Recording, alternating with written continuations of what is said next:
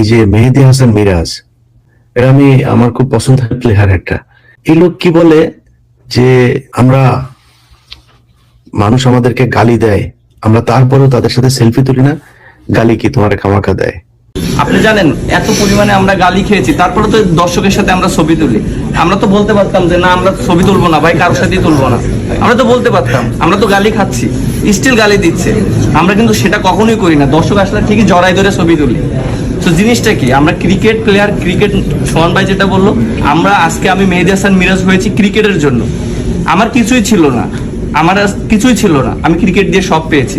অনেক সময় আমরা খারাপ খেললে বলে যে ভাই আপনারা ভালো খেলছেন না, আমাদের টাকাই তো আপনারা চলেন, যে আমরা টাকা দিই বলে তো আপনারা মাঠে খেলছেন। জিনিসটা আসলে এরকম না। আমরা যে টাকাটা আর্ন করি ম্যাক্সিমাম আইসিসি এবং স্পন্সর থেকে টাকাটা কিন্তু আসে। সে সবার, প্রত্যেকটা মানুষের জানা উচিত যে আমরা যে আর্ন করি, আমরা কিন্তু সবচেয়ে আমরা মনে হয় বেশি ট্যাক্স দেই। হ্যাঁ, আমরা 25 থেকে 30% ট্যাক্স দিই। দ্যাট মিনস আমরা কিন্তু সরকারকে কিন্তু টাকা দেই। এবং অনেকের ধারণা আছে যে সরকার থেকে মনে হয় আমাদেরকে টাকা দেয়, সরকার থেকে আমরা টাকা পাই না। আমরা সম্পূর্ণটা ক্রিকেট খেলে, মাঠে ক্রিকেট খেলে সম্পূর্ণটা আমরা ওইভাবে টাকাটা পাওয়া হয়। এই জিনিসটা হয়তো ক্লিয়ার করা হয় না, আমাদেরকে অনেক ধরনের ভুল বোঝানো হয়। একজন পড়লে আরো পরের 5 জন মনে হয় লাইন ধরছে উইকেট দেওয়ার জন্য, এমনি দেয়। আফগানিস্তানের সাথে তুমি মিয়া হোয়াইট ওয়াশ হও, তোমার এমনি গালি দেয়। তুমি ধারাবাহিক ভাবে বাংলাদেশের ক্রিকেট, হ্যাঁ বাংলাদেশের ক্রিকেট, আমি এটা স্বীকার করি যে বাংলাদেশের যে কোনো সেক্টরের চাইতে ক্রিকেট অনেক ভালো করেছে। কিন্তু তোমার পিছনে যে পরিমাণে মানে তেল দেওয়া হয়, এই পরিমাণে তেল, বেতন, খরচ, সুযোগ সুবিধা বাংলাদেশের কোন সেক্টরের কাদেরকে দেওয়া হয়? উনি বলে কি উনি এতই করেও মানুষের সাথে সেলফি তুলতে বলছে কে? সেলফি আমরা তুলি না, আমরা জানি না, আমাদের সাথে মানুষ সেলফি তুলতে আসে না। তো সেলফি তুলতে আসে, এটা কি তোমার পয়সা নেয় নাকি? পয়সা চায়? তোমার ভালোবাসা দিয়ে একটা মানুষ সেলফি তুলতে চায়, কোটা দিয়ে দিচ্ছে। সে বলেছে তার সেলফি তুলতে আসে, সে সেলফি, তোমার সেলফি তুলে ভাই বাংলাদেশের মানুষ মেহেদী হাসান মিরাজের দেখলে পিছন দিয়ে একটা দিয়ে হ্যাঁ, তো ওর সাথে সেলফি তুলতে চায় না। আরেকটা কথা বলেছেন, উনি বাংলাদেশ সরকারকে ট্যাক্স দেন, সরকার ওনারে দেয় না কিছু। মানে বাংলাদেশের যে আমরা বলেছি না যে বাংলাদেশের মানুষের ট্যাক্সের টাকায় চলেন, ওনার জবাব দিয়েছেন উনি নাকি বাংলাদেশকে উল্টো ট্যাক্স দেয়। উনি টাকা পান হলো আইসিসি, এই আইসিসি থেকে টাকা পান, বাংলাদেশ সরকারকে উনি দেয়, আর স্পন্সর থেকে টাকা পান, আর উনি বাংলাদেশ সরকারকে ট্যাক্স দেন। মেহেদী হাসান মিরাজ, ওটা বাড়ি তো বরিশালে না, বরিশালের লঞ্চের পন্দে তৈরি চলে আইসো, ইয়েতে সদরঘাটে নেমে গেছো, নামে ওখান থেকে খেলা শুরু করছো না, ওখান থেকেই প্লেনে করে তারপর ইন্টারন্যাশনাল ম্যাচ খেলা শুরু করছো। একটা প্লেয়ারকে তৈরি করতে এই দেশের মানুষের হাজার হাজার কোটি টাকার ট্যাক্সের টাকা তারপরে এখানে বিনিয়োগ করতে হয়। এই যে সারা বাংলাদেশে থেকে প্লেয়ার তুলে নিয়ে আসা, সারা বাংলাদেশে জেলায় জেলায় স্টেডিয়াম গুলো করা, বিকেএসপির খরচ, এই যে মিরপুরের তোমার বাপ করছে, এটা ভাই এটা তোমার বাপ করে দিছে। তুমি লঞ্চের ইয়েতে করে পিছনে করে মাঠ নিয়ে এসে এখানে বসাইছো, তুমি খালি ধাপ করে একটা প্লেয়ার হয়ে গেছো। আর তোমার এই প্লেয়ার বানাইতে এই দেশের সরকার, এই দেশের জনগণের কি পরিমাণে টাকা, এই ক্রীড়া মন্ত্রণালয়ের কি পরিমাণে টাকা খরচ, এটা তোমার মাথায় নেই। তুমি খালি স্পন্সর আর আইসিসি তোমার বাপ লাগে, তোমার টাকা দেয় খামাখাই। আইসিসি এমনি তোমার টাকা দিয়ে দেয়, তোমার এমনি প্লেয়ার বানাই দিলে, এমনি আইসিসি তোমার বরিশাল থেকে ধরে নিয়ে গেছে খেলা করতে। তোমার এই প্লেয়ার বানানোর জন্য এই দেশের সরকারের, এই দেশের মানুষের টাকা পয়সার এই সরকারের বিশাল একটা ইনফ্রাস্ট্রাকচার যে এখানে দাঁড় করানো হয়েছে কয়েক যুগ ধরে, গায়ে লাগে না এটা? হুট করে এসে হয়ে গেল তুমি মিরাজ হোসেন আর তোমার প্লেয়ার হয়ে গেল, যা স্পন্সরদের কাছ থেকে টাকা নিয়ে আসলা, এত সোজা। নির্লজ্জের মতো সে কালকে কথাগুলি বলে, আমি অবাক হয়ে আছি যে এই ছেলে বলে কি। তার সাথে সেলফি তুলে বিশাল বাংলাদেশের মানুষের উদ্ধার করে দিয়েছে। আর একটা সেলফি একটা মানুষের সাথে যার সাথে তুলতে আসে, এটা আমার ভাগ্য, এটা আমার কপাল। আমার কাছে মানুষ আসে সেলফি তুলতে, আমার কাছে শুকরিয়া করবে, এটা তোর মানুষ সম্মান করে, এটা পৃথিবী দিয়ে এটা কিনা পাওয়া যায় না। তার কাছে করতে আসে, মানে বিশাল আকারে উদ্ধার করে ফেলছে এই দেশের মানুষের।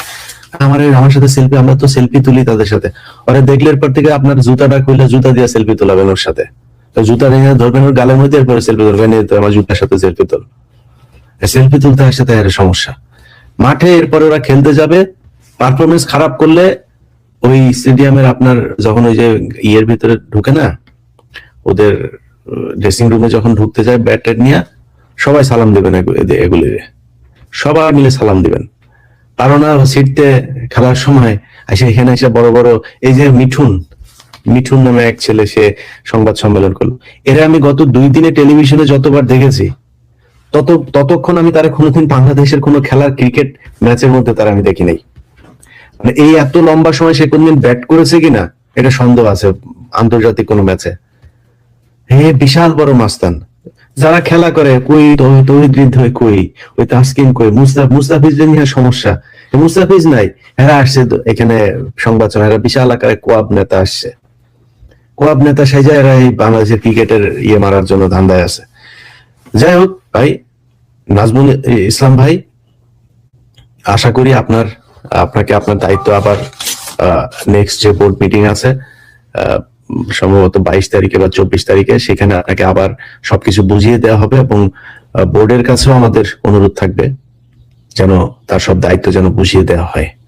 কারণ এই মানুষটার বাংলাদেশ ক্রিকেটের উন্নয়নের জন্য দরকার আছে, এবং এই হাসিনার 15 বছরে কি কি দুর্নীতি হয়েছে সেই দুর্নীতিগুলোর দায়িত্ব, তদন্তের দায়িত্ব নাজমুল ইসলাম ভাইকে দেওয়া হোক।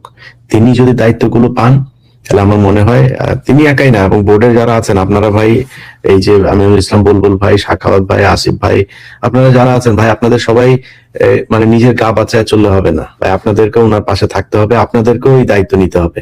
আপনারা সম্মিলিতভাবে একটা টিম ওয়ার্ক করে তারপরে এই দলটাকে বাঁচাবেন। এবং এই যে চোর যারা, মাটি চোর সহ ডাব চোর, মাইক্রোবাসের ভাড়া চোর, এই চোরদেরকে চা কফির বিল তোলে নাকি তারা 60 লাখ 70 লাখ টাকা, ভয়ঙ্কর ব্যাপার। এগুলো বাংলাদেশের মানুষ জানতে চায়, এগুলো আমাদের টাকা। এই হিসাব জানার অধিকার বাংলাদেশের মানুষের আছে।